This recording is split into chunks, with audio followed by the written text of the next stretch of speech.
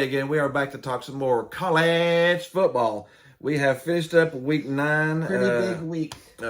A really huge week of football. Week 10 will probably be the biggest week of the year, but we'll jump into that a little bit. First of all, we always cover the top 15 ranked teams.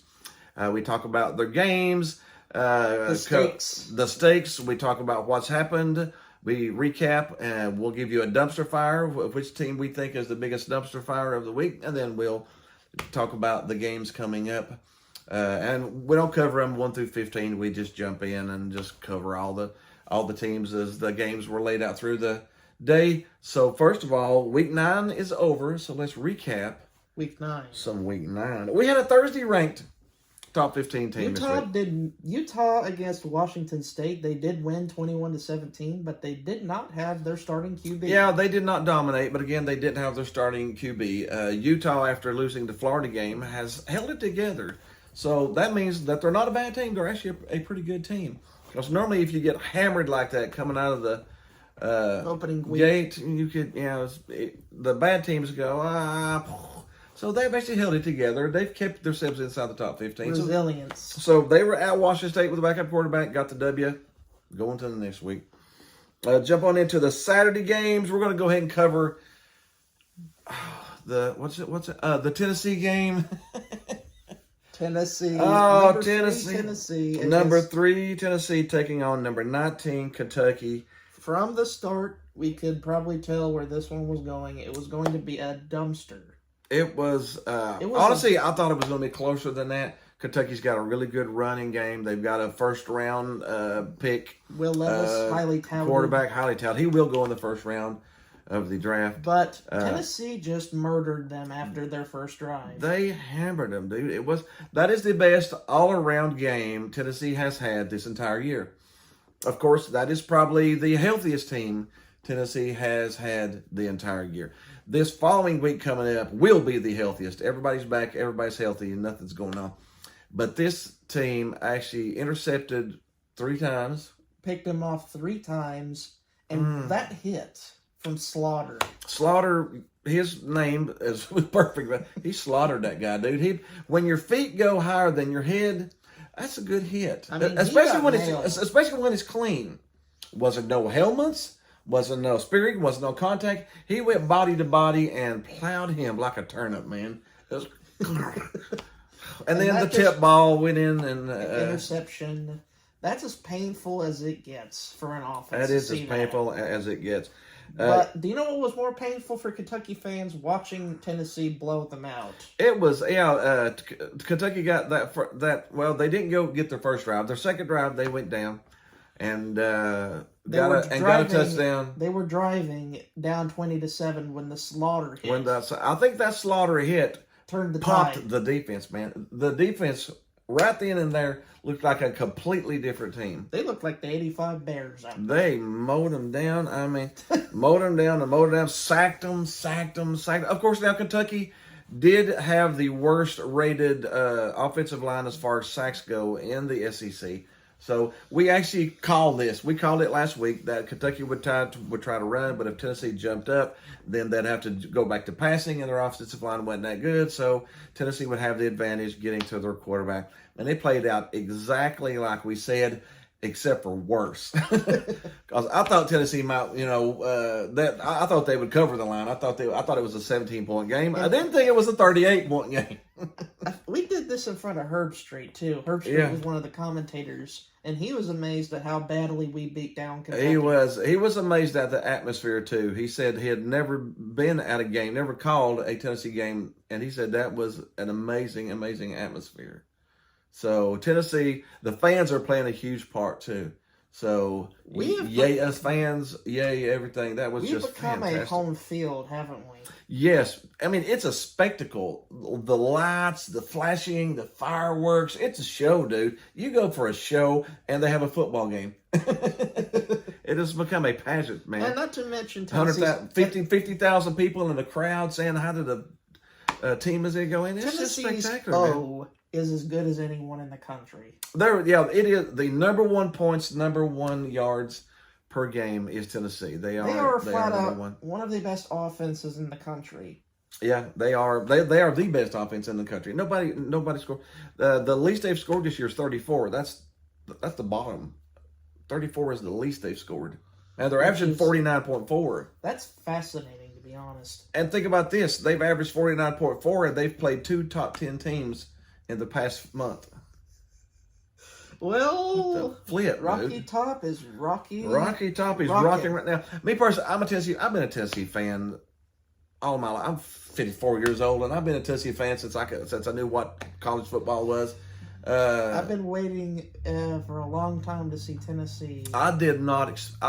After Heupel last year, you saw flashes of, hey, this guy's a pretty good quarterback. You look back at his history, UCF, he had that team rolling down there. You go back to where he was at Missouri. He put Drew Lock in the NFL as his coordinator.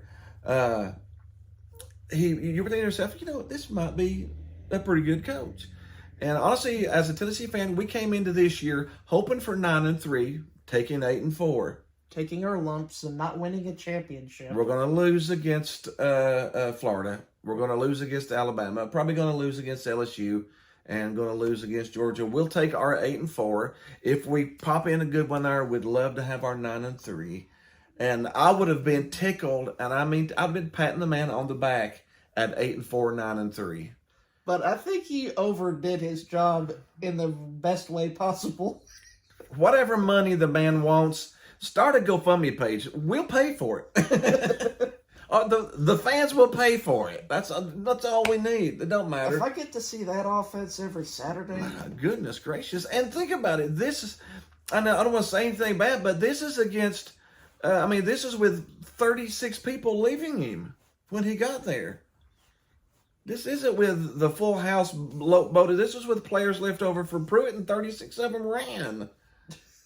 And he's done this good. Imagine if all of them stayed. Spectacular.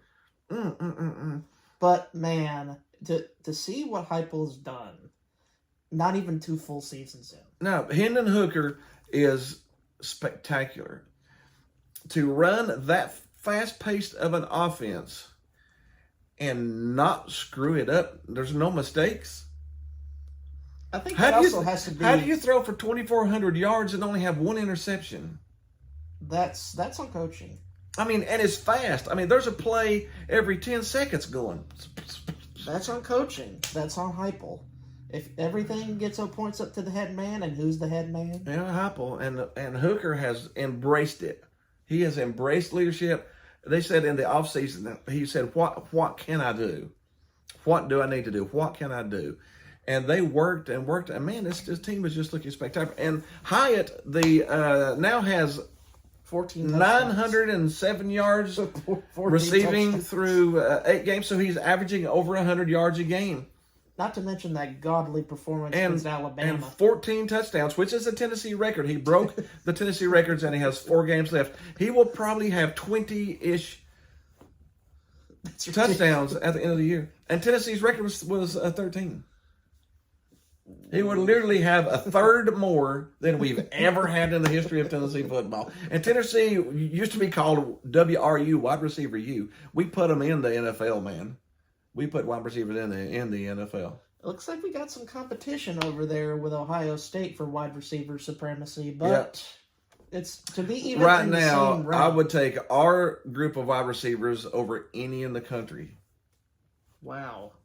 Think about who's got better than ours. Who's got a Tillman, a Hyatt, a Brew McCoy, a Keaton, a Squirrel? Who's got those 5 players? The only one I could see rivaling, like I said, Ohio State, but that's about it. We're a run-first team, and we have those numbers on the passing. We run more than we throw. It's hard to fathom, isn't it? It is just spectacular. I could just keep on talking about. We haven't had this as a Tennessee fan. It's been 15 years since we've had a good team. 2001 since we were in the top 5. It's been 21 years since we were in the top 5. First time we've been ranked number 1 since '98. No, we were ranked number 1 in 2001, weren't we? Yep. Yeah, but the first time we've been ranked number 1 in the poll. In the and I was in diapers. The last time they were in the top 5. So congratulations to Tennessee. Georgia's coming up. We'll talk about that here in a minute. Win, loss. I mean, 11-1. More than I could have ever imagined. Way more than I could have ever imagined. All right, let's get past that. Let's jump on into Ohio State, Penn State. This was a close one. There was one player won it for Ohio State. JT Tuimoloau. What all did he have? He had 2 strip sacks, 1 recovered fumble, 1 pick 6 off the edge. As an edge rusher. My goodness, the man pulled out the cape and went out there and won the game. Because Ohio State did not play good enough to win. They did not play well. They were struggling with Penn State throughout most of the game. It was at Penn State. Penn State's a hard place to go play. But man, he just took himself up probably 4 or 5 spots in the draft with one game. Because that was spectacular what he did. I mean, some of the plays he made were when Ohio State was only leading by 6 or 5. Mm-hmm. He closed the game out at the end. Just one dude. Yeah. One guy closed the door. He was a monster. JT Tuimoloau is one of our players of the week. He is probably he's our defensive player. I don't know, Tennessee, Slaughter might be my pick of the week. But as far as the defensive end, he was the best. Yeah, he was just a monster. I mean, you can't argue with 2 strip sacks. 2 strip sacks, a pick. I mean, he jumped up and picked off the ball right out of the air. It was an interception. Crazy. That was great. That was great. We had TCU at West Virginia. TCU, the most underappreciated and overlooked team in college football. Ranked number 7 right here. They went to, I think they've played, 3 ranked games in a row, and now they went to West Virginia for their 4th one. And beat them. And still won by 10. And they're averaging over 40 points a game offensively, which is also a positive. Tennessee's got 5 top 10 wins. TCU's got only one that's close. They got 4. And they're really disrespected. I think TCU should be in the top 4. But they're not. They could maybe prove their way in, but if they go undefeated, I don't see any way they get out. They could get left out. They could. That would be sad. That would be sad, but they could. Because either Ohio State or Michigan is going in because they don't play anybody. The only game they've got left is against each other, so one of them is going to come out of it undefeated. So either Michigan or Ohio State's going, period. The SEC champion is probably going to go. It may be the loser of that game, too. And the loser of that game may go.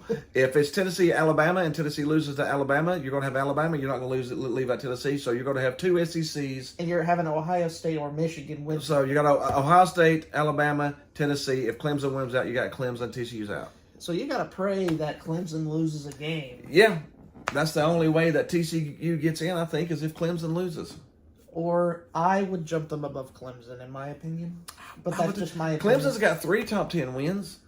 But TCU's played better. TCU has played better. They've got a more explosive offense, I think, yeah. TCU, I think, is the better team. We had Georgia at Florida. Georgia won 42-20. I think the line was 23-24, and I think we might have had Florida. Georgia was up 28-3. I know that's the cursed score that everyone hates. And then boom, it's 28-20. And you're thinking, oh no. Yeah, but what happened in the middle of that is their linebacker. Their best linebacker, unfortunately. Unfortunately, I hate to see good players go like that. He tore his pec. And that's painful. And he's out for the year now. So he's out for the remainder of the year. That's one of their leaders of the defense. He was sort of like their sheriff, their play caller. I think that might have been what made him struggle there a little bit in the middle of the game is when he got hurt. I think it was early in the second quarter, if I remember. I think so, yeah. Then, he went out and all of a sudden Florida was making good plays and going offensive. Florida went 17, outscored them 17-0. But the Georgia running game got going, and Florida's run defense is not very good. No, Florida's still trying to find their team. They're still trying to mesh it all together. Again, I don't think Florida's a bad team. Well, Billy Napier could get that ship going. It just takes time. Yeah, I really don't think. Right now, Florida is 4-4. And let's see here. We probably won't be able to talk about them again because they don't play a top 15. So let's just take a quick look at them. They got A&M. They probably should beat A&M. A&M struggling right now. Texas A&M. They got South Carolina. They should probably them. beat South Carolina. They got Vandy. They should beat them. They got Florida State. They Honestly, have a decent chance. They could go 8-4. so they could go. I think they finished 8-4 inside the top 25. I really don't think Florida's that bad of a team. I think they finished the year 25-24. Maybe win a bowl game, get 8-9 wins with that bowl game, and finish inside the top 25. I don't think they're a bad team. I think they're just trying to get together. It's that first year. It's the first. Every coach. Heupel had 7 wins last year. Nick Saban had 7 wins. Kirby Smart had like 8. 8. So your first season's going to be a little struggle. I don't think Florida's a bad team. We got, let's see here. Oregon at California. Oregon flexed a little muscle, 42-24. I think we call that feathers, one too. you know. Yeah. Not only do they have flash in their jerseys, they have flash on the field offensively. Yeah, that Oregon USC game coming up in the future is going to be fantastic. I think Oregon's the better team in the Pac-12 right now. I think they're the strongest team. I think they got the most talent. But again, they got 1 loss, so they will be outside. They're playing for the Rose Bowl right now. But I mean, that's still fantastic. If you tell me, if you say at the beginning of the year, Tracy, Tennessee's going to go play in the Sugar Bowl because they're only going to have 1 loss, okay. And Oregon says, you're going to go play in the Rose Bowl because you're going to you got 1 loss. You would probably take that. So Oregon's having a good team, and this is our shocker of the week. Number 9, Oklahoma State got embarrassed. 48-0. Embarrassed. That's right. Number 9 played at number 22, K-State. And oh my dear Lord. 48-0. Oh my dear Lord, that is horrible.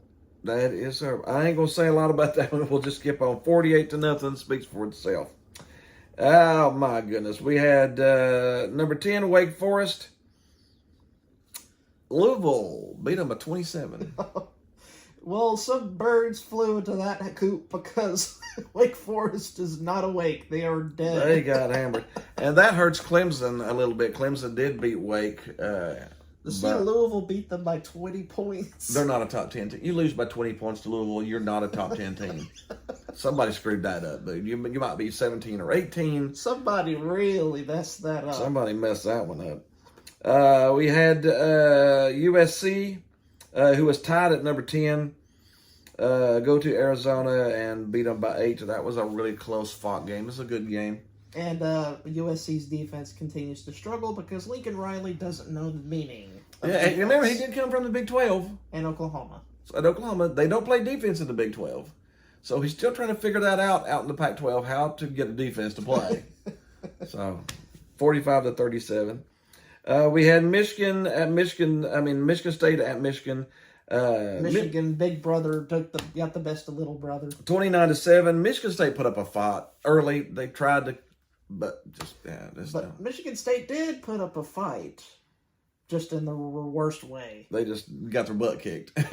29-7. Not only on the field, but also in the tunnel. And they fought a little bit in the tunnel too. They had more fight in the tunnel than they did on the field. Take that same energy and go play football with it.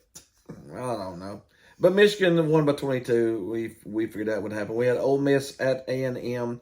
A&M, I think, was actually favored. We took Ole Miss, and Ole Miss was 31-28. Got that dub. I didn't think Ole Miss was going to lose 2 in a row. So. And Jimbo. People are calling him a snake oil salesman. Can you fire Jimbo Fisher? I mean, think about that statement. Did you think we'd be asking that at the beginning of the year? No. Would you fire Jimbo Fisher? If he didn't have that gigantic, monstrous... Oh, you mean that $85 million buyout or something? Would you want to eat all that dead money? No. I believe I'd let him go 1 more year. And then eat his money. And then eat $65 million of it next year, whatever it is, yeah. Oh. And then last but not least, we had Stanford at UCLA. UCLA beat him pretty good. 38-13. Chip Kelly's finally getting the Bruins together. I think UCLA might be better than USC. I honestly think they might be. That's going to be interesting too. See those games come up. But that is our recap of week 9. Now we got a little dumpster fire for you. Marty the dumpster fire is ready. This is Marty. So here she comes, dumpster fire of the week. Dumpster fire of the week. Yeah. And the dumpster fire is Oklahoma State. Oklahoma State. This is a surprise dumpster fire. We did not smell this one burning for the last 3 or 4 weeks. It just suddenly went in fuego. Boom. By gosh, we smelled it from the East Coast all the way out to Oklahoma. They lost 48 to nothing. It's a goose egg. The number 9 team played the number 22 team, and the number 9 team scored 0 points. That is the worst loss by a top 10 team in the history of college football. If that doesn't deserve a dumpster fire, what does deserve a dumpster fire? Read off some of these pathetic stats that we just popped up. Oh, gosh. They were 15 of 33 passing. So you're less than 50%. You're completing 45% of your passes, which is horrible. You've got 163 yards passing in the Big 12. Where offense is king. Which that's all there is out there is offense. You got 160 yards passing. They were averaging 4.9 yards a completion. That's pathetic for Big 12 standards. That is horrible. That is just terrible. And the bad thing is, on rushing, they averaged 1.8 yards a rush. They have no toughness. You can't line up your men. And get more than a yard and a half?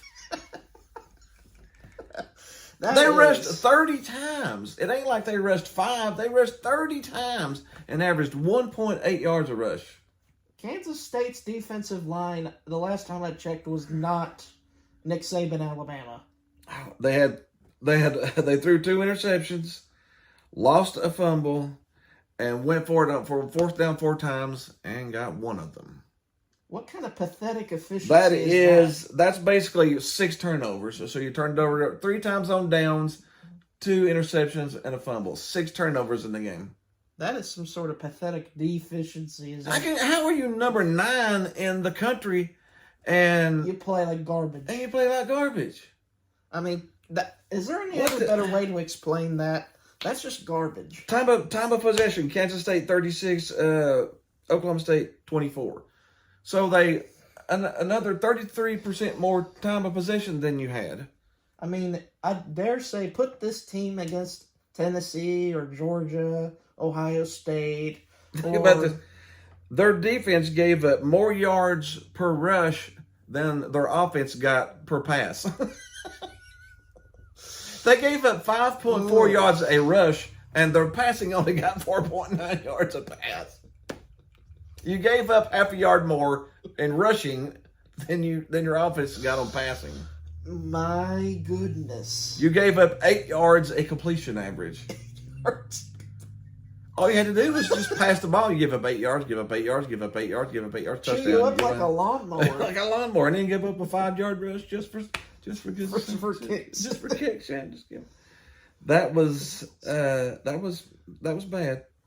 We don't know what they got the rest of the year. Who they play the rest of the year? They got Kansas, Iowa State, Iowa State, Oklahoma, and West Virginia. So I mean, they've got some winnable games. They will make a bowl because they've already got 6 wins. But they got to play better than whatever the crap they did against Kansas State. That was some horrible football. But anyways, let's go ahead and jump on into our Week 10. We'll jump right on into the biggest game of the year so far. By far the biggest game of the year. By the AP poll, it's number 1 Georgia versus number 2 Tennessee. By the college football playoffs, which came out at 7 o'clock on Tuesday night, it is number 1 Tennessee. Which is shockingly, which was no shock to many people. I'm still trying to wake up from the dream and make sure that we're really this good this year. But Tennessee, after the rankings come out, Alabama is 6, LSU is 10. Tennessee has 2 top 10 victories in the past month. One of them on the road, that you beat somebody by 27 points on the road. Splendid. And then you stop a really good Kentucky team. Kentucky, that wasn't a bad Kentucky team. You beat them by 38 points. That was not even close. That was not even close. And now Tennessee goes to Georgia. which are is criminally under. I think 3 is low for them. they dropped Georgia to 3 in the play. I think that's horrible.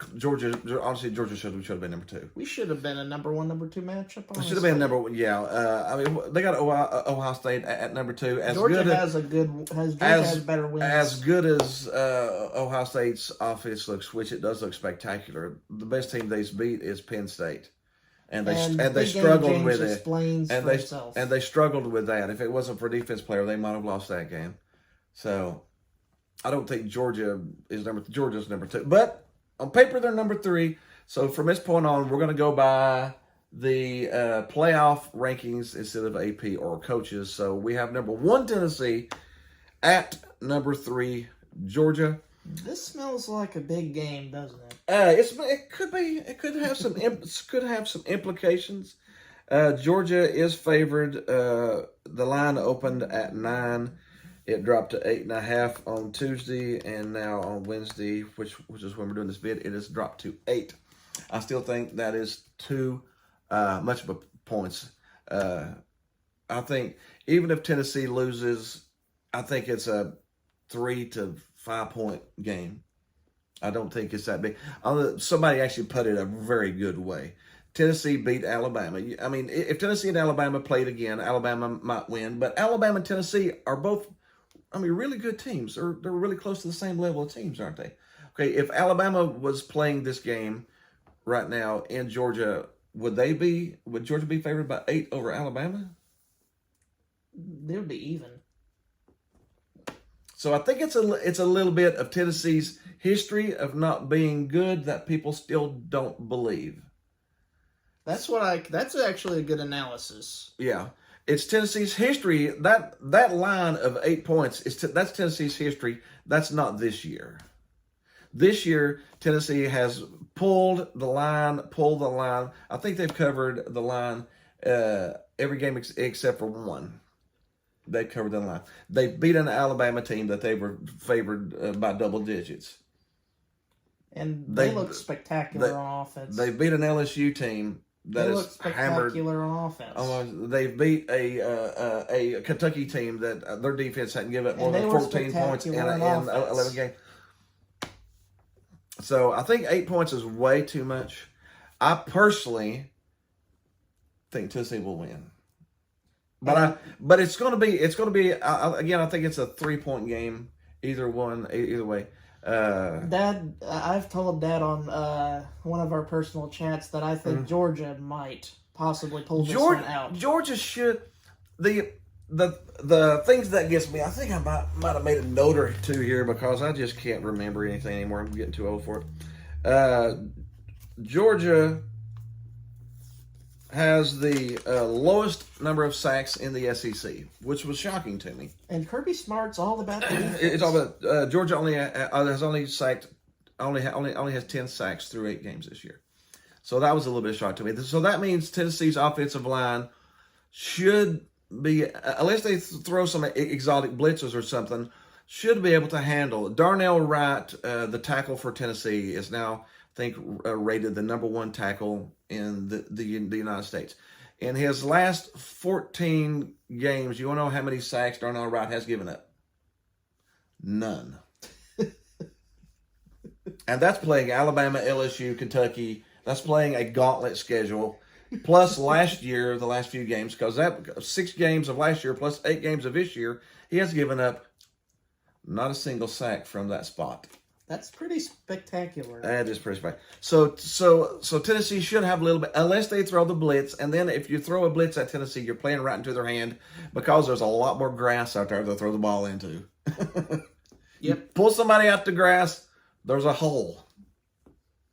So this is probably one of Kirby Smart's biggest challenges too. Yeah. And this is one of Josh Heupel's biggest challenges too. And this is going to shock you a little bit. Tennessee has the has forced the most turnovers in the SEC. We've forced 16 turnovers. 16 turnovers and 9 interceptions, which both are number 1 in the conference. In the conference, our run defense, Tennessee has average only given up 3 yards per carry. And that's against Alabama, Kentucky, LSU, so on and so forth, so forth. Florida, so on and so forth. Running quarterbacks. We've actually given up 3 yards per carry. And Tennessee is averaging 4.5 yards a carry. So we're averaging a pretty good I'm clip. surprised you actually wrote a note for that. I had to. I can't remember all this stuff. I'm too old. And honestly, Georgia's defense. Georgia's defense is the second rated Defense in the country. because they're only giving up a little over 10 points a game, but they don't play that much because they're off the field pretty quick. They haven't had to play a whole lot of plays during a game because Georgia's offense has controlled the clock. Mm-hmm. The most plays they played in a game this year, 71, and that was last week against Florida, and they got a little gassed there at one point. Tennessee averages 76 plays a game, and they a lot of times get into the 80s and close to 90 plays. So that'll put a little pressure on. Well, I'm going to give a little credit to Georgia's offense though for keeping the defense off the field. Yeah, this was something that actually shocked me. Tennessee runs the ball more than Georgia. Which Georgia is mainly a two running back system. Tennessee runs the ball more than Georgia. Georgia passes the ball more than Tennessee. Shouldn't it be the other way around? If you look at Tennessee, you think the high flying, 5 touchdown catching. No, we actually run the ball more than we pass the ball. We use the run to open up the pass. Which makes sense. I mean, that's sort of logical what you would do as a coach, but we actually use the run.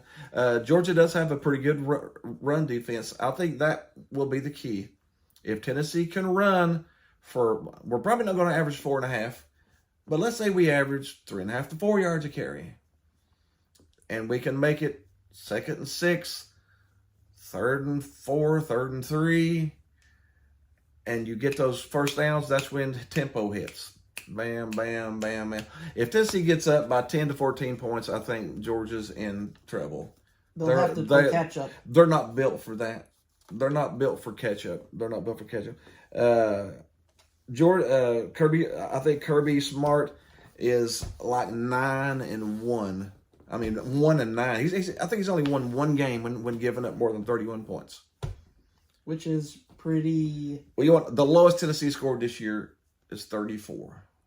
So the stats are in Josh's favor. The stats are in our favor, and again, I hate players getting hurt because I like playing just full health. But Nolan Smith being out will mean a lot. Out of their linebacker crew is going to mean a lot. Yeah, he was a big part. The only thing that does scare me is Georgia is a passing team. That's probably Tennessee's weakest point. Is the secondary. Is the secondary. Now, last week we were fantastic in the secondary. But we're not, Joe. We're not bad. If you can bring some, no, we are not a bad defense. You're just looking at an offense that scores 50 points a game, and a defense that has 16 turnovers, which is number 1 in the SEC. Our defense is not bad. Our defense is just put on a spot a lot because our offense scores in 5 plays and 75 yards. So our defense is out there a lot. Let's say if you only give up 6-7 yards a pass, but the other team's passing 20 more times than what they would normally be, the repetitions, the time, the wear can get onto you a little bit. But Tennessee is the healthiest that we have been. Are split seeds. We are. We will both take Tennessee and the points. But we will pick different teams. Tennessee +8 I will take, but I will take Tennessee to win 41-38. I think it's a high-scoring game. If Tennessee can get to 35, I don't know. Maybe it's plus, just the pass getting to me, but I just don't have that itch. Mm-hmm. You know, can you blame me for all the pass? No. And honestly, if Tennessee win, I love this season. I love this team. If we lose, then hallelujah. We still got a really good shot at getting to the playoffs. If nothing else, dude, we're going to the Sugar Bowl in New Orleans. I mean, no real negatives. There is 0 negatives from this point. We beat Florida. We beat Alabama. We got a chance to go to the Sugar Bowl. We beat LSU. You can't forget that. Yeah, we beat LSU. I mean, come on. All right, we got Ohio State taking on Northwestern. We got That's an honorable mention for a dumpster fire. They gave up 33 points to not They Tennessee. lost to Iowa, and Iowa hadn't scored 33 points in every game combined this year. And they scored 33 And they scored 33 on Northwestern last week. That is a pathetic defense. That was bad. Northwestern is 1-7. Ohio State is 8-0. I think Ohio State wants to keep on proving themselves. Ohio State, I want to pick them by 50. The line's 38. At this point, if you're playing an inferior team, you should beat them. And honestly, the Big Ten this year is not as good. It's the weakest conference out of the Power Five. As far as ranked teams, Illinois. I'm liking me some Illinois. Illinois sneaking up here. I really do like me some Illinois. But yeah, the last 38. I'm taking 38. We got Texas, TCU. Texas Tech, TCU. TCU is only number 7, which is criminal. Yeah, they didn't jump up any. That is criminal. They are number 7. They're favored by 9.5. I think they try to put up 180 points this game. The only way they get in is if they impress the flip out of people. I want them to go on a. There'll be 38 seconds left. They'll be up by 30, and they'll be throwing the ball. Trying to get one more touchdown, baby. So Texas Tech is doomed, I think. We got number 8, Oregon. Against a dreadful Colorado. Against a 1-7 Colorado. Yeah, the line on that was 30. 1.5. I'll take Oregon on 31.5. They're going to destroy them too. Go to the Oregon Trail. Penn State stayed number 15. They are going to Indiana. Indiana was sort of going to have a promising year, but then they've sort of flopped. And Penn State will win. Penn State's favored by 14. Big game, James. After coming off of a loss, I think they pull away on this one. Yeah.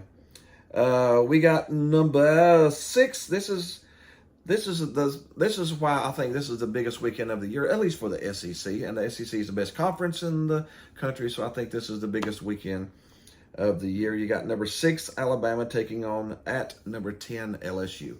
It's at night. Probably whoever wins this game goes to the SEC championship game. So the winner of the Tennessee-Georgia game goes to the SEC championship. The winner of this game goes. The SEC championship game is going to be figured this weekend. And Ole Miss might sneak in, but I think LSU's the better team right now. So, and to be fair with you, this game is going to be closer than people expect. Alabama is favored by 13.5 over LSU. No. It's going to be... I'm going to take LSU plus 13.5. LSU is one of their biggest rivals. Why would you pick them by 13 plus? I don't know. I know they have Bryce Young, but who else? He's got Bill O'Brien over there. I really don't know. They played some closer games this year, you know. We got the Texases and the Texas A&Ms, and then Tennessee clipped them. Yeah. So I said I've got LSU plus 13.5. I think that's going to be a lot closer than what people think. We got number 13 K-State. Yes, that's right. They have jumped into, after kicking the living dog crap out of Okie State. They have jumped up into the top 15, and they are taking on Texas. The 5-3 number 24 Texas. Yeah, so we got 24 Texas at number 13 K-State. That's a toss-up game.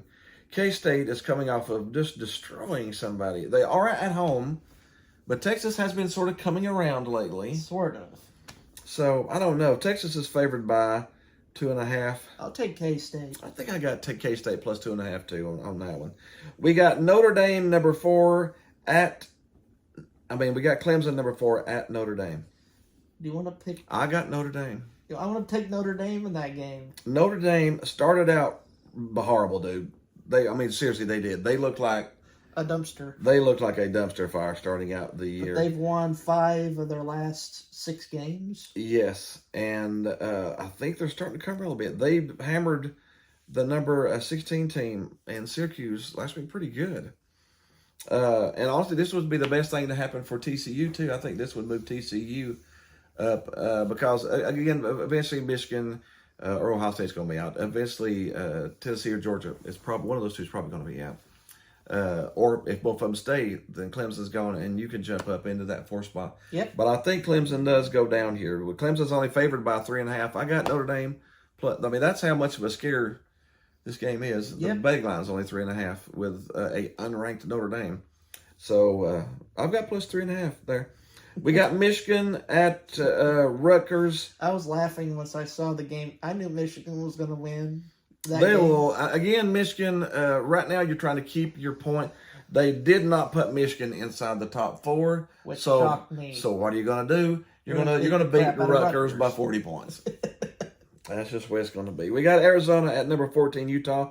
Utah stayed put. Arizona is pretty bad. Utah. Do they have their quarterback back this week?